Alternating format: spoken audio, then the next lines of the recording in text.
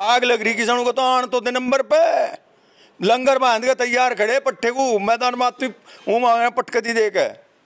रही बात मान्यता की, चुनाव आयोग 10 बार मान्यता खत्म कर लो। 2024 बहुत नज़दीक आ रहा है, लोग जवाब देंगे। पहले ये जो सेमीफाइनल है निकाय चुनाव का, इसमें जवाब देंगे। और यहाँ सिंबल माने नहीं रखता। हम स्वर्गीय चौधरी चरण सिंह के अनुयायी लोग हैं और वो धारा जिंदा है, जिंदा थी और जिंदा रहेगी। सिंबल से फर्क नहीं पड़ता और ये सिंबल हमारा छीन नहीं सकते। पार्टी रजिस्टर्ड है, रजिस्टर्ड रहेगी। नमस्कार दोस्तों, मैं अनिरुद्ध चौहान गांव गोहांड में आपका स्वागत करता हूं। चुनाव आयोग ने राष्ट्रीय लोकदल को एक झटका दे दिया है, साथ ही समाजवादी पार्टी को भी झटका लगा है। वही जानने के लिए हम प्रसन्न चौधरी जी के पास आए हैं, जो कि शामली से विधायक हैं, क्योंकि सोशल मीडिया पर एक ट्रेंड चल गया है कि पार्टी ख़त्म हो चुकी है। वही जानने के लिए हम आज प्रसन्न चौधरी से जानेंगे कि क्या कारण रहे, पार्टी को जो दर्जा दिया गया था क्षेत्रीय पार्टी का वो समाप्त हो चुका है और आगे की क्या रणनीतियाँ रहेंगी। क्योंकि कुछ लोग ये भी कह रहे हैं कहीं ना कहीं अगर चुनाव आयोग जो चुनाव चिन्ह है नल का, अगर वो नहीं मिलता है तो उससे भी असमंजस की स्थिति पैदा हो सकती है, क्योंकि निकाय चुनाव भी नज़दीक है और 2024 में लोकसभा चुनाव भी होने हैं। नमस्कार जी। नमस्कार जी अनिरुद्ध भाई, क्या हाल चाल है? ठीक है जी, आप बताओ। मान्यता मून्यता सी रद्द करवा रहा है ऐसा मेरी सुन बात जी। तू पत्रकार है और हम है किसान, और यहाँ सिंबल माने नहीं रखता। हम स्वर्गीय चौधरी चरण सिंह के अनुयायी लोग हैं और स्वर्गीय चौधरी चरण सिंह की विचारधारा वो हर सिंबल से, हर चीज़ से ऊपर है। तो सिंबल वैसे तो हमारा कहीं जा नहीं रहा, 2027 तक बाकायदा रहेगा, लेकिन जितने भी प्रोपगंडे बीजेपी को रचने चुनाव को देख कर, बीजेपी में हताशा है। यहाँ चौधरी चरण सिंह की विचारधारा के लोग हैं और वो विचारधारा जिंदा है, जिंदा थी और जिंदा रहेगी। सिंबल से फर्क नहीं पड़ता और ये सिंबल हमारा छीन नहीं सकते। पार्टी रजिस्टर्ड है, रजिस्टर्ड रहेगी। रही बात मान्यता की, चुनाव आयोग 10 बार मान्यता खत्म कर लो। 2024 बहुत नज़दीक आ रहा है, लोग जवाब देंगे। पहले ये जो सेमीफाइनल है निकाय चुनाव का, इसमें जवाब देंगे।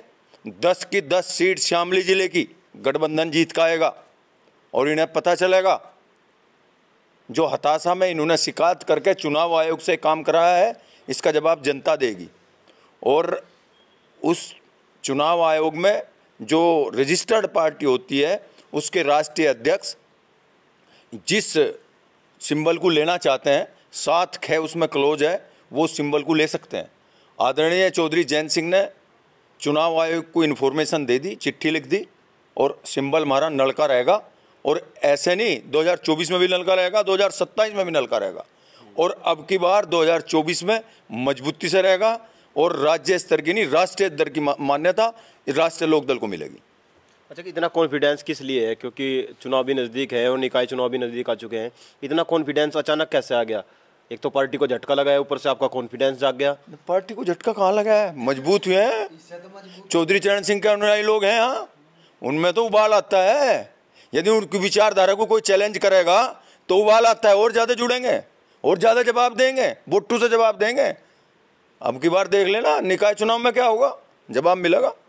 बीजेपी के लोग कह रहे हैं कि ये छोटा सा झटका है, 2024 में तो बिल्कुल एक सीट भी नहीं जीत पाएंगे। बड़ी मुश्किल से ये उसकी किसान आंदोलन की वजह से 10 सीट निकल गई है। खतौली की सीट भी पता नहीं कैसे निकल गई, क्योंकि वहाँ गुर्जर को ला के खड़ा कर दिया। तो बीजेपी के लोग कह रहे हैं 2024 में एक सीट मुश्किल से जीत पाएगी राष्ट्रीय लोकदल और समाजवादी पार्टी वेस्ट यूपी में। उनकी भ्रांति है, वे डर रहे हैं। आपने देखा होगा, डर के तो यही काम। भाई मान लिया चुनाव आयोग की कोई बात थी तो वे पहले बताते, कोई इन्फॉर्मेशन आती। अब चुनाव आचार संहिता लग गई, चुनाव चालू हो गए तो ये काम करा, इससे झटका नहीं मिलता, इससे मजबूती आवे। ये तो किसान लोग हैं और किसान मरा नहीं, जिंदा है। 13 महीने आंदोलन चला के भी जिंदा हुआ किसान। भले ही 750 लोगों की शहादत हुई हो, भले ही आदरणीय राकेश टिकैत जी, आदरणीय नरेश टिकैत जी और आदरणीय चौधरी जैन सिंह जी की मेहनत हुई हो, त्याग हुई हो, तपस्या हुई हो, तो किसान आंदोलन से किसान मजबूत हुआ है। सरकार ने घुटने टेके हैं, सरकार झुकी है, किसान नहीं झुका।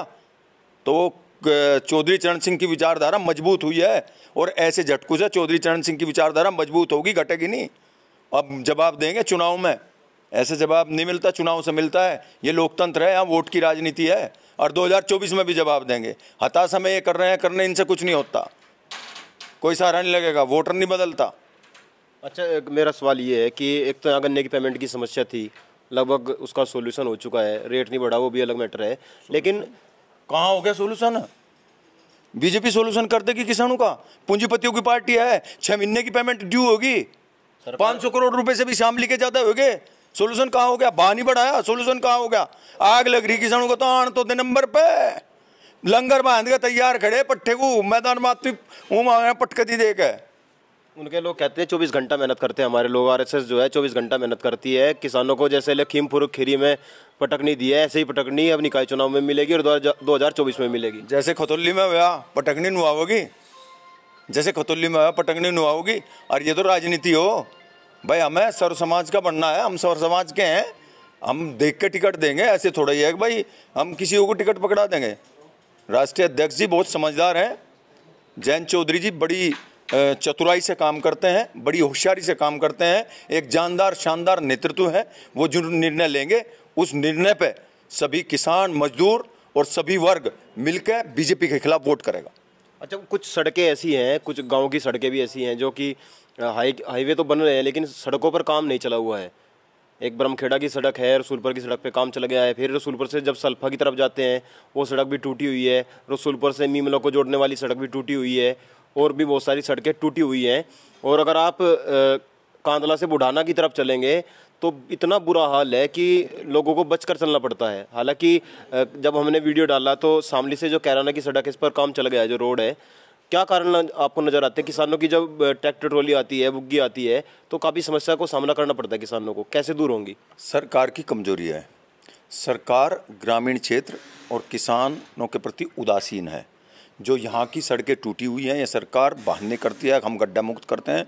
मैंने कई बार विधानसभा में भी उठाया, वहाँ याचिकाएं डाली, और जिस प्लेटफार्म पे भी होता है उसी प्लेटफार्म पे गड्ढा मुक्त और ये जो सारी चीज़ें जो सरकार की योजनाएं चल रही हैं उन्हें हम दमदारी से उठाते हैं। और मुझे उम्मीद है कि सरकार एक खुशी से नहीं करेगी, लेकिन जब सरकार को पता चलेगा तो योजना बनाई है तो सरकार को करना पड़ेगा। आहिस्ता आहिस्ता सारे काम सरकार को करने पड़ेंगे, डिले पड़ा हो रहे हो, लेकिन सरकार ने घोषणा कर रखी, जब घोषणा कर रखी तो करना पड़ेगा। हम डंडा देंगे क्यों नहीं कर रहे हो, तो होगा, आहिस्ता आहिस्ता होगा। लेकिन ये सरकार की उदासीनता है और ग्रामीण क्षेत्र के प्रति, किसानों के प्रति, क्योंकि वे सड़कें किसानों की हैं, इसलिए काम डिले है। और मैंने अभी चिट्ठी डीएम साहब को भी लिखी थी और वहाँ भी याचिका लगाई थी। जो आपने ब्रह्मखेड़ा की और रसूलपुर की सड़क बताई उसकी भी याचिका मैंने विधानसभा में लगाई है। मेरे विचार से शायद उस पर ज़रूर कार्रवाई होगी और काम होगा।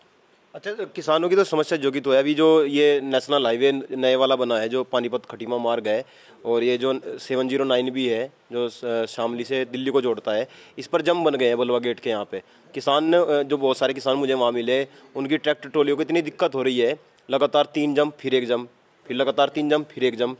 ट्रैक्टर ट्रॉली को टूटने की कहीं ना कहीं लोग किसानों को आशंका है कि हमारी ट्रैक्टर या ट्रॉली टूट सकती है। बुग्गियों को बहुत दिक्कत हो रही है।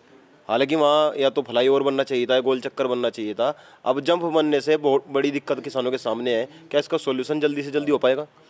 देखो, जो भी प्रॉब्लम्स, समस्याएं होती हैं, ये एनएचआई की समस्या थी।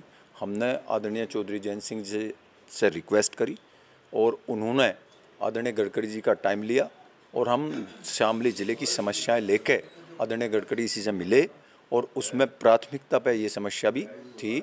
जो लिलोन बड़वा क्रॉसिंग है वहाँ पर हमने मांग करी है या तो फ्लाईओवर बने या गोल चक्कर बने।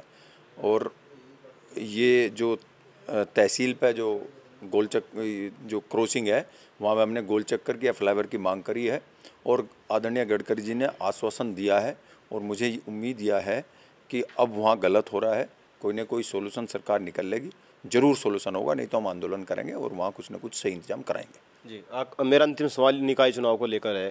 शामली से सोशल मीडिया पर 2 दिन से देख रहा हूँ, बता दिया गया कि विजय कौशिक का टिकट हो गया है। क्या ये क्योंकि वो अभी उन्होंने राष्ट्रीय लोकदल को ज्वाइन किया और अभी में टिकट एकदम हो जाएगा, क्या कन्फर्म है टिकट? अभी कोई किसी का टिकट कंफर्म नहीं है। बायोडाटा हमने लिए हैं, शामली से 3 बायोडाटा, 3 या 4 बायोडाटा आए हैं, बनत से 5-6 बायोडाटा आए हैं, हर जगह के बायोडाटा लिए हैं और टिकट कंफर्म करेंगे आदरणीय चौधरी जैन सिंह जी। दिल्ली से टिकट कंफर्म होंगे, अभी कोई किसी का टिकट कंफर्म नहीं है। अभी 1-2 दिन में उम्मीद यह है, मुझे 13 या 14 तारीख में जैन जी के निर्देश आ जाएंगे, जिन्हें वो कहेंगे वो दमदारी से चुनाव लड़ेगा। कांधला में 2 कैंडिडेट जो कि लोकदल से टिकट मांग रहे हैं, एक तो नजमुल इस्लाम है, दूसरे वहाँ के पूर्व चेयरमैन हैं वाजिद हाजी बबला। तो एक तरफ हाजी बबला है, दूसरी तरफ नजमुल इस्लाम बड़े बड़े वादे कर रहे हैं कि 8 डिग्री कॉलेज बनवाएंगे, स्टेडियम बनवाएंगे, सड़कों का जो चौड़ाई होनी है वो करवाएंगे, पुल बनवाएंगे, बहुत सारी समस्याएं जो है दूर की जाएंगी। किसानों को, जो मजदूर वर्ग है उनको, और भी जो महिलाएं हैं उनको काम दिया जाएगा और सारा वर्क पेपर की बजाय ऑनलाइन कर दिया जाएगा। तो किसको चुनेंगे वो की बार राष्ट्रीय लोकदल? एक तरफ तो वो है जो इतने बड़े वादे कर रहा है और एक तरफ वो है जिनके ऊपर आरोप भी लग रहे हैं कि इन्होंने कांधला में कुछ नहीं कराया। राष्ट्रीय लोकदल को इस बात की कतई चिंता नहीं होती कि कैंडिडेट कौन बनाएगा। राष्ट्रीय लोकदल का हर कार्यकर्ता कैंडिडेट होता है, एक सिपाही की तरह कार्य करता है। आदरणीय चौधरी जैन सिंह जी जिस उम्मीदवार, जिस कैंडिडेट को भी उम्मीदवार बना देंगे वही कांधले में जीत का आएगा।